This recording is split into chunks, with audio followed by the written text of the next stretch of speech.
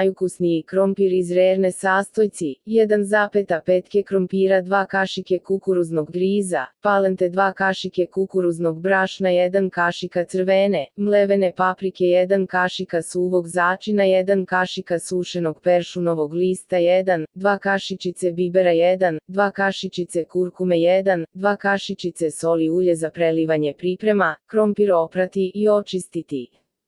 Posušiti ubrusom ili krpom, iseći na krupnije komade, manje samo na pola, a veće na 4 dela. Pomešati sve začine, pa posuti po krompiru. Sa obe ruke dobro isprevrtati. U pleh staviti papir za pečenje, pa ga preliti sa malo ulja. Istresti krompir i sve začine i lepo ga rasporediti. Preliti preko uljem, svuda pomalo.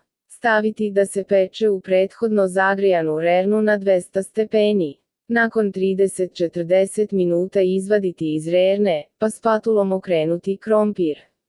Onaj koji je bio gore da bude dole. Peći još 30 minuta pa izvaditi krompir, opet malo pouljiti i prevrnuti. Ostaviti da se dopeče. Vreme pečenja 1 sat i 20 minuta. Servirati i poslužiti. Prijatno! Za najnovije recepte kliknite subscribe, like i zvons, svaki dan najnoviji recepti, zato nas zapratite.